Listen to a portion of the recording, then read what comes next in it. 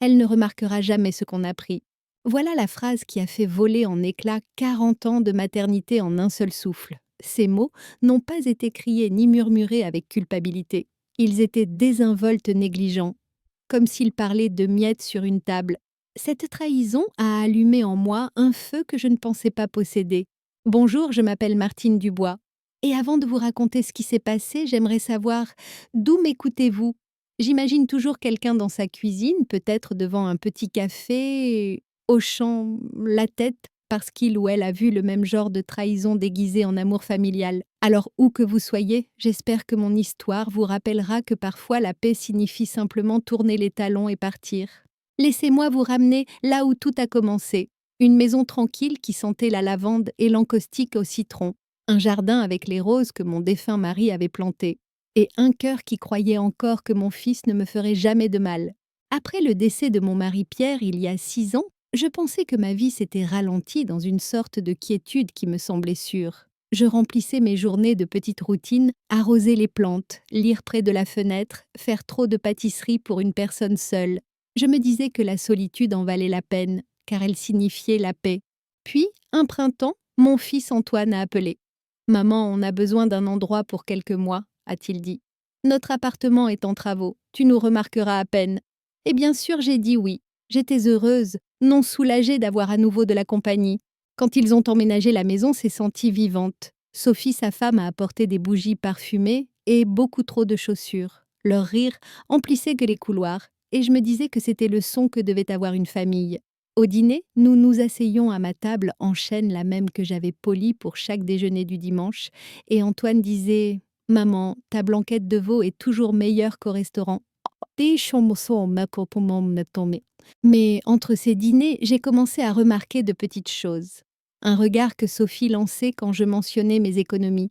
Un sourire en coin quand je proposais de les aider avec leurs factures. La façon dont Antoine changeait de sujet dès que je parlais d'argent. Pourtant, je mettais cela de côté. J'ai été élevée pour maintenir la paix, pour supposer le meilleur de ceux que l'on aime. Sophie aimait ranger mes tiroirs. Pour m'aider, disait-elle. Elle fouillait dans le vaisselier, l'armoire à linge et même ma boîte à bijoux. Cela ne me dérangeait pas au début, jusqu'à ce qu'un après-midi elle sorte de ma chambre en tenant les boutons de manchette de mon défunt mari. « Oh, je viens de trouver ça dans une boîte, tu devrais les mettre en lieu sûr, dit-elle. Sa voix était trop mielleuse, son sourire trop large. Quelque chose dans la façon dont elle regardait ses boutons de manchette m'a tordu l'estomac. Cette nuit-là, je n'ai pas pu dormir. J'ai marché dans le couloir faisant attention à ne pas faire grincer le parquet. Depuis le salon, j'ai entendu des voix, le ton léger et taquin de Sophie et le rire bas d'Antoine. J'aurais dû retourner me coucher, mais je ne l'ai pas fait. « Ah, t'en fais pas !» dit Sophie, sa voix claire maintenant. « Elle ne remarquera jamais ce qu'on a pris. » Et puis, ils ont ri. Mes genoux sont devenus faibles. J'ai pressé mon dos contre le mur, le cœur battant si fort que je pensais qu'il allait me trahir. Ils parlaient ceux de moi, de ce qu'ils avaient pris. Je suis restée là un long moment, fixant l'obscurité de mon propre couloir, réalisant que la maison que j'avais remplie de confiance n'était plus la mienne. Chaque photo au mur, Antoine bébé, Pierre souriant à sa fête de départ à la retraite, me semblait être des fantômes, me dévisageant, me demandant comment je n'avais pas vu plus tôt. Je n'ai pas pleuré cette nuit-là, je ne les ai pas confrontés. Au lieu de cela, je me suis assise dans le salon, bien après qu'ils soient allés se coucher, fixant les ombres de la famille que je pensais avoir. Je me suis dit qu'il devait y avoir une autre explication, un malentendu, peut-être une blague sortie de son contexte. Mais au fond de moi, je savais. Quelque chose à l'intérieur de moi avait basculé. Le lendemain matin, quand Sophie m'a souri devant son café et m'a demandé si j'avais bien dormi, je l'ai regardée droit dans les yeux et j'ai dit doucement, comme un loir. Et ce fut le premier mensonge que j'ai dit. Ce ne serait pas le dernier. Le matin suivant cette nuit-là, le soleil filtrait par la fenêtre de ma cuisine comme si rien ne s'était passé. Le café percolait, les oiseaux chantaient, et pourtant je me sentais vide comme une étrangère dans ma propre maison. Sophie fredonnait en faisant sauter des crêpes. Antoine faisait défiler son téléphone, écoutant à moitié pendant que je posais des questions sur leurs travaux. Tout semblait si normal, si douloureusement ordinaire. Mais quand vous savez que quelque chose s'est cassé, même le silence sonne différemment. Je n'arrêtais pas de regarder ses mains, la facilité avec laquelle elles se déplaçaient dans mes tiroirs, la désinvolture avec laquelle elles portaient mon tablier. Chaque petit geste ressemblait à une invasion silencieuse. Après le petit déjeuner, quand ils sont partis faire des courses, je me suis enfin autorisée à regarder. J'ai commencé par les endroits qui comptaient pour moi. La boîte à bijoux que Pierre m'avait achetée pour notre 25e anniversaire. Elle était légère quand je l'ai soulevée, trop légère. À l'intérieur, le velours était nu là, où sa montre en or reposait autrefois. Les boucles d'oreilles en perles que ma mère m'avait laissées disparues. Ma gorge s'est nouée. J'ai vérifié les tiroirs de ma commode. Le petit médaillon en argent qui contenait la photo de Pierre, manquant lui aussi. Pendant un moment, je n'ai pas pu respirer. Je me suis affalée sur le lit, mes mains tremblantes sur mes genoux. Ce n'était pas seulement des bijoux, c'était des souvenirs. C'était ma vie morceau par morceau qui disparaissait pendant que je leur préparais le dîner et souriais à leurs blagues. Je me suis dit que je pouvais me tromper. Peut-être que je les avais égarés. Peut-être que Sophie les avait déplacés en rangeant. J'ai cherché dans tous les coins toutes les boîtes, espérant trouver ce que j'avais perdu et prouver que mes propres doutes avaient tort. Mais tout ce que j'ai trouvé, c'est le silence. Ce soir-là, j'en ai parlé doucement pendant le dîner. Sophie, ma chérie, dis-je en forçant un sourire, tu te souviens où tu as mis la montre de Pierre, je n'arrive pas à la retrouver. Et si tenté dans mon temps, Elle leva les yeux de son assiette, le visage parfaitement calme. Oh, je ne me souviens pas l'avoir touchée. Peut-être que tu l'as laissée quelque part. Puis elle a ri d'un rire léger et aérien. Tu sais, tu oublies un peu les choses parfois. Antoine gloussa presque sur commande. Maman, tu l'as probablement égarée. Tu es fatiguée ces derniers temps. Cela m'a piqué plus que je ne l'aurais cru. Pas à cause des mots, mais de la façon dont il les a dits.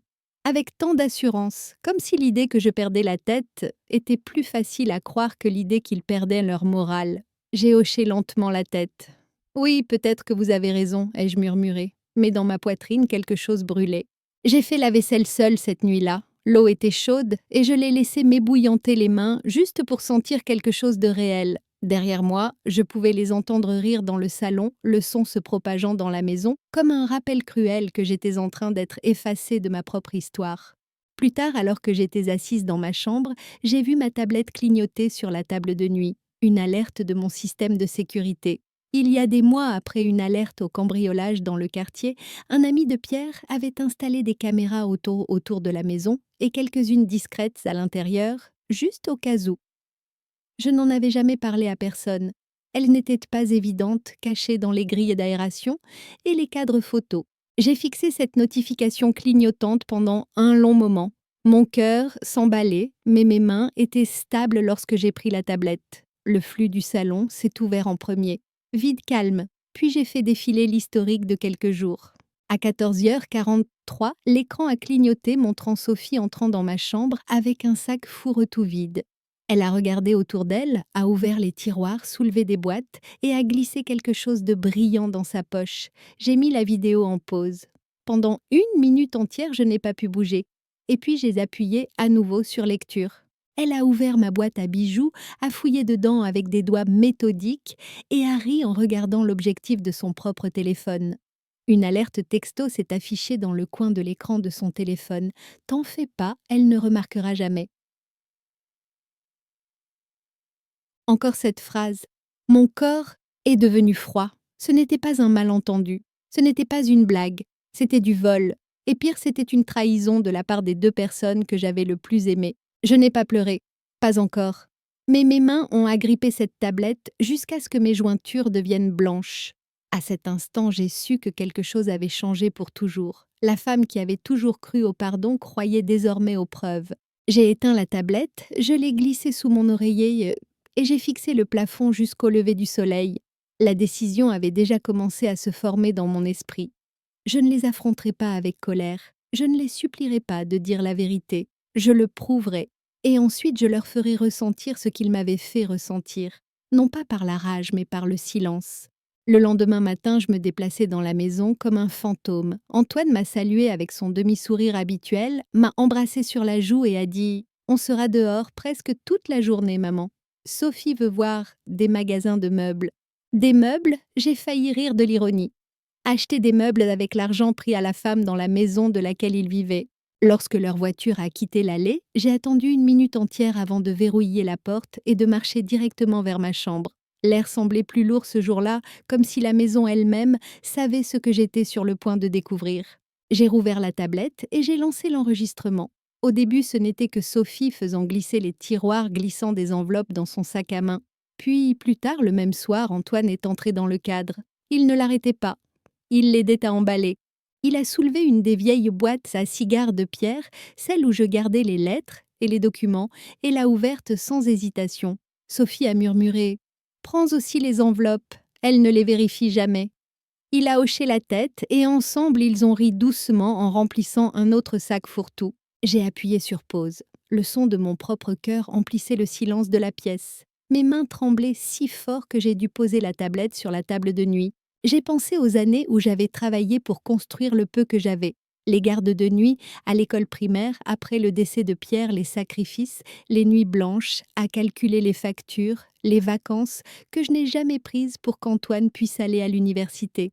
J'ai pensé au mariage de Sophie à la robe en dentelle que j'avais payée au fond pour leur lune de miel, auquel j'avais contribué à l'apport pour leur première voiture. Et c'était mon remerciement. J'ai appuyé à nouveau sur lecture. Sophie était maintenant assise à mon bureau faisant défiler ma tablette. L'angle de la caméra captait son sourire narquois alors qu'elle tapait mon mot de passe, ma date de naissance. La même date de naissance dont elle avait parlé la semaine dernière avec la légende « La femme qui m'a appris l'amour ». Je l'ai regardé ouvrir mon application bancaire, faire défiler les soldes et prendre des photos avec son téléphone. C'est à ce moment-là que la trahison a cessé d'être un chagrin d'amour pour devenir une stratégie. Je n'avais pas affaire à une cupidité impulsive. J'avais affaire à des gens qui prévoyaient de me saigner à blanc discrètement. L'estomac s'est retourné alors que je continuais à regarder. Il y avait des horodatage pour 3 nuits d'affilée. Sophie revenant, vérifiant les tiroirs, prenant plus. Parfois, Antoine regardait depuis le couloir sa silhouette immobile. D'autres fois, il tenait le sac ouvert pendant qu'elle vidait mes affaires. À 22h07, la 4e nuit, Sophie s'est tournée vers la caméra presque comme si elle la sentait et a souri. Ce sourire m'a glacé le sang. J'ai mis la vidéo en pause et j'ai marché jusqu'au miroir. Pendant un long moment, j'ai fixé mon propre reflet. La femme qui me regardait n'était pas faible, elle était fatiguée, oui, mais il y avait quelque chose de nouveau dans ses yeux, quelque chose de dur. Pierre me disait souvent « Martine, tu as le genre de force qui ne crie pas ». Ce jour-là, j'ai enfin compris ce qu'il voulait dire. J'ai fait défiler jusqu'au dernier clip. Antoine et Sophie emballaient une petite boîte étiquetée « À donner ».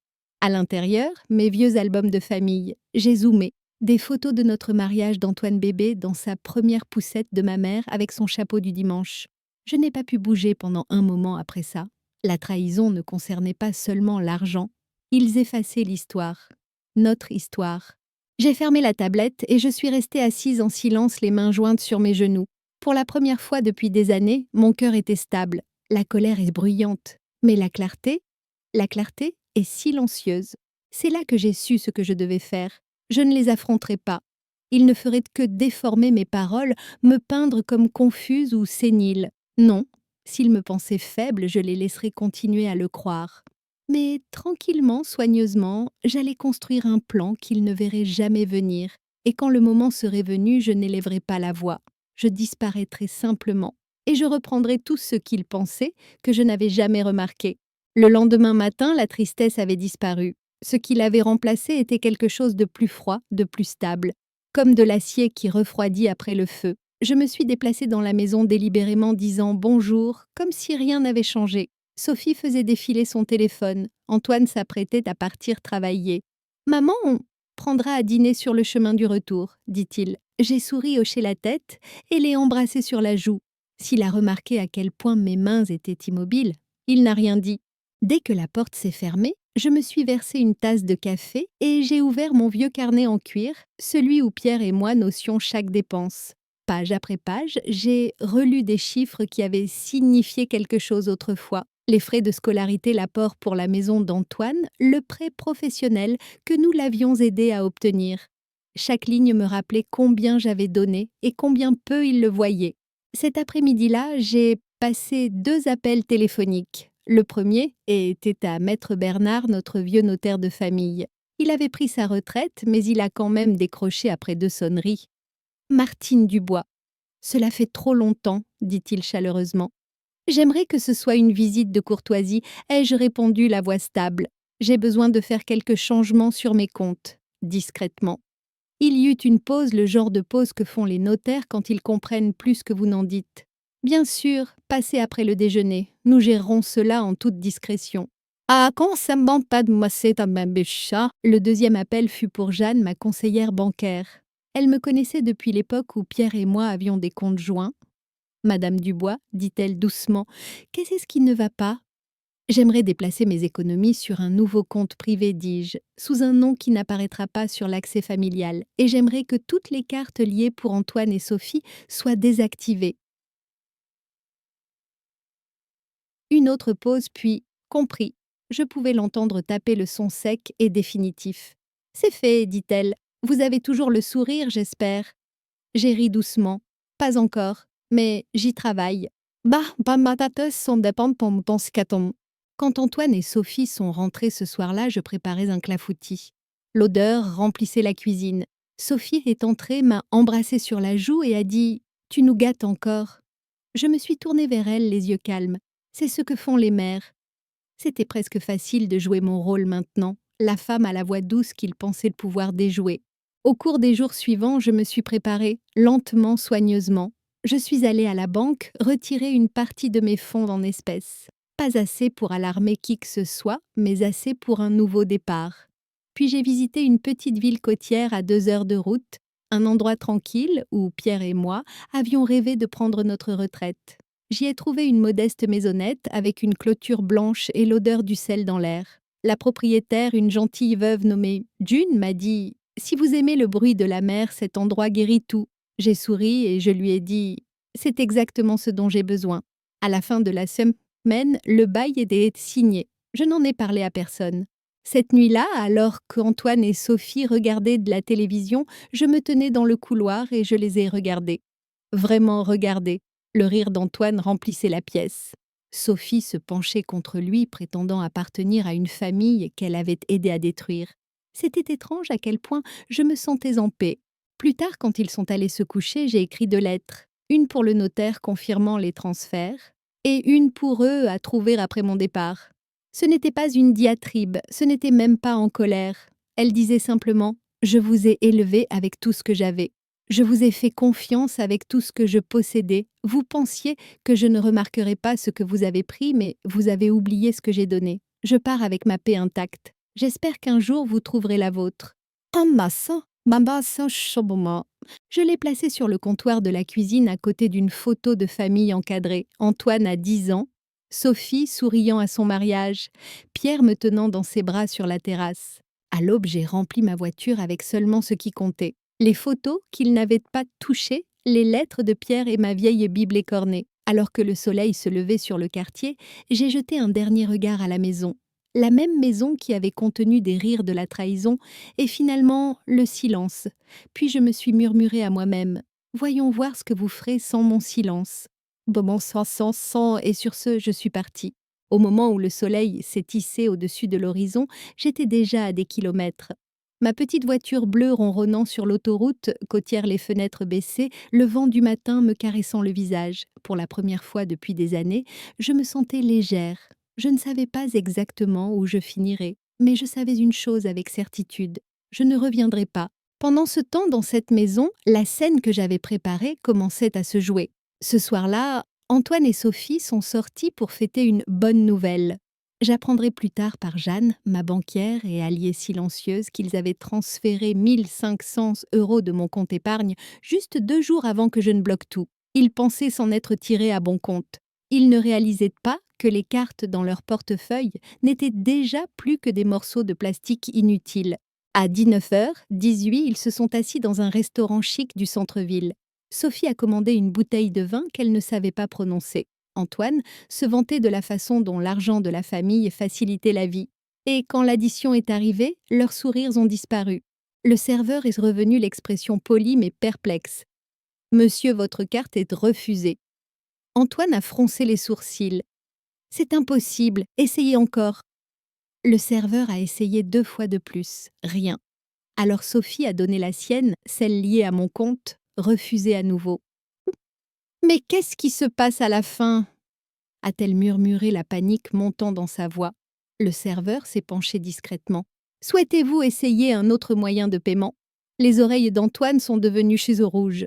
D'autres clients commençaient à remarquer. Il a sorti son téléphone pour vérifier l'application bancaire, mais lorsqu'il s'est connecté, le solde affichait 0. Un message clignotait en haut. Accès restreint, veuillez contacter le titulaire du compte. Le visage de Sophie s'est vidé de toute couleur. Contacte ta mère, siffla-t-elle. Antoine fixait l'écran, la mâchoire serrée. Elle n'oserait pas, mais elle avait osé, et elle l'avait fait. Ils ont quitté le restaurant humiliés, laissant leur carte d'identité en garantie jusqu'à ce qu'ils puissent revenir avec de l'argent liquide. Je pouvais presque imaginer les talons de Sophie cliquant furieusement sur le trottoir. Antoine cherchant fébrilement à appeler mon numéro. Quand mon téléphone s'est allumé avec son nom, je n'ai pas répondu. Puis vint l'appel de Sophie. Puis un autre, des dizaines de messages ont suivi. Certains frénétiques, certains pleins d'excuses, certains cruels. Maman, s'il te plaît, qu'est-ce qui se passe? On doit parler. Tu ne peux pas faire ça à ta propre famille. Tu es manipulé par quelqu'un. À minuit, il tambourinait à ma porte d'entrée. Ou plutôt, ce qui était ma porte d'entrée. Car à ce moment-là, les serrures avaient été changées. Je n'avais laissé que 2 choses à trouver. La lettre et la photo.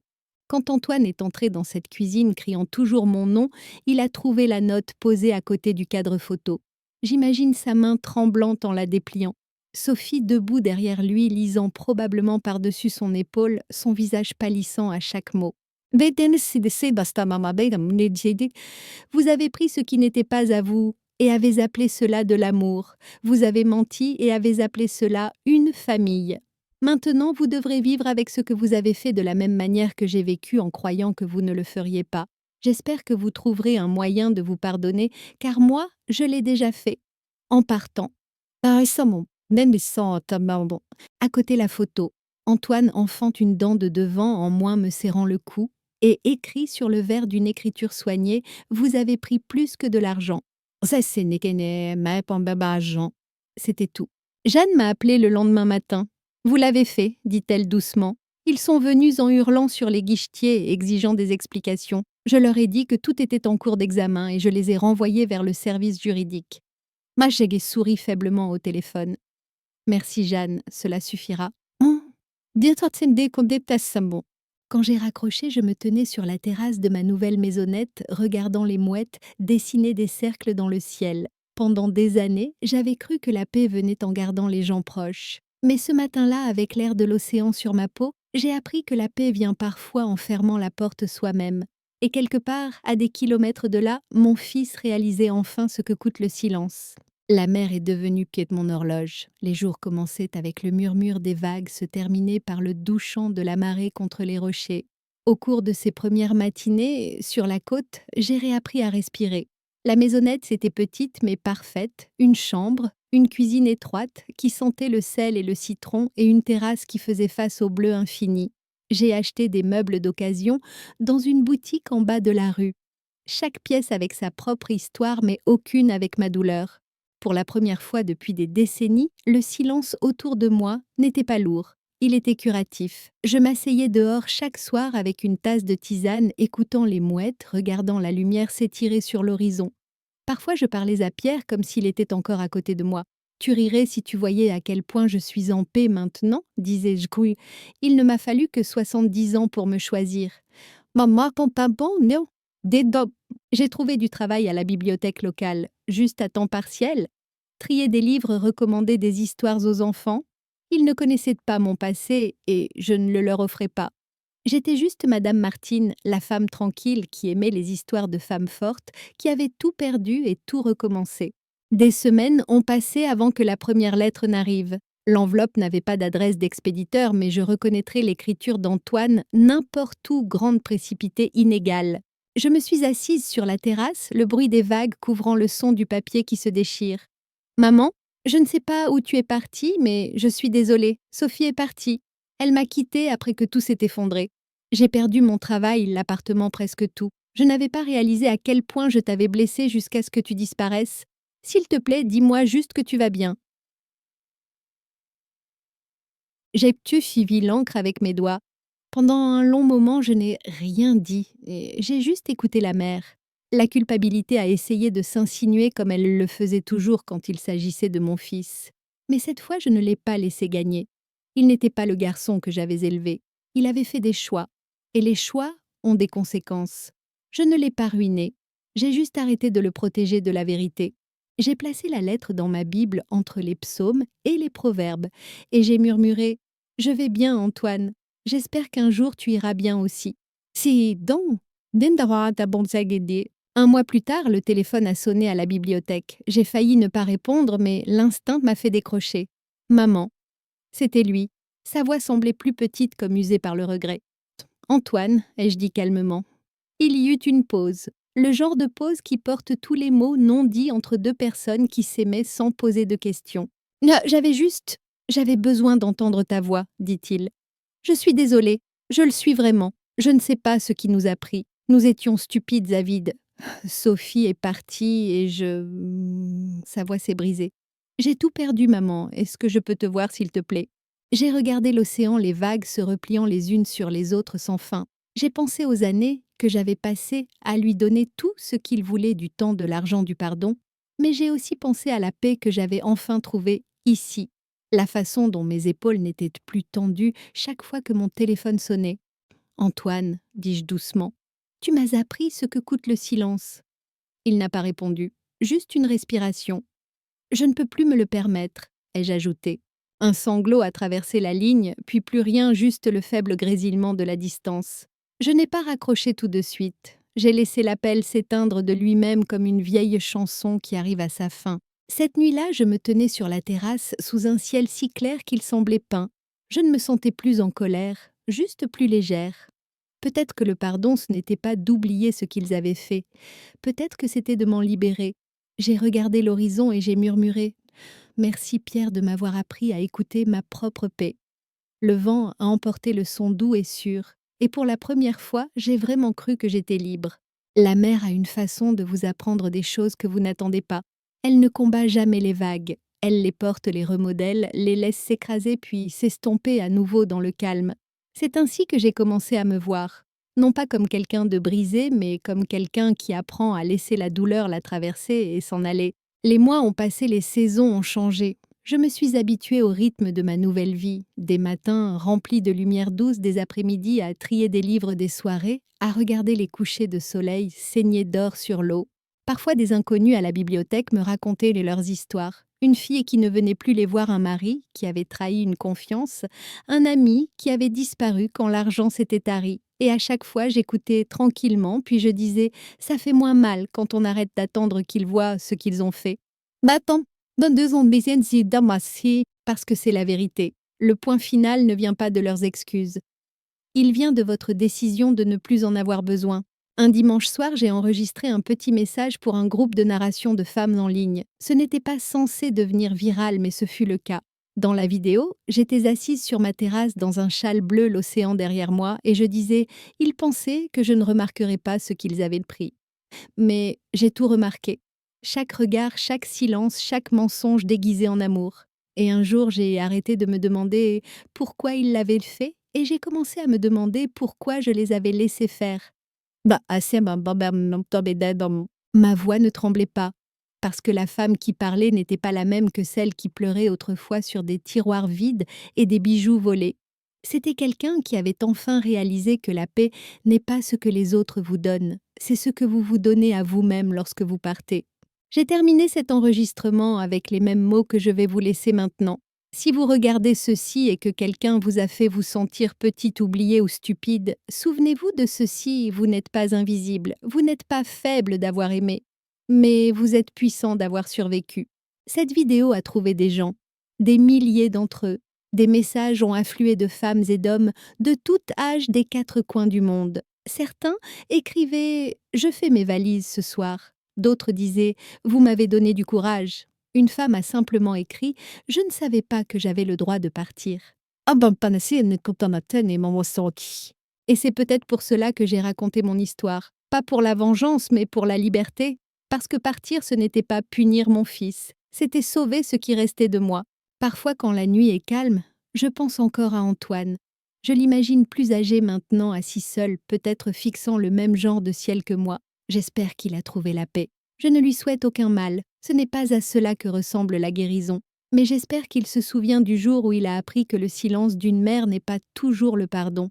Parfois c'est le son d'elle qui lâche prise. Il y a quelques jours, je suis descendue à la plage juste avant le coucher du soleil. Le ciel était peint de roses et de cuivre, l'air chargé de sel et de souvenirs. J'ai glissé l'alliance de pierre de mon collier et je l'ai tenue contre le vent.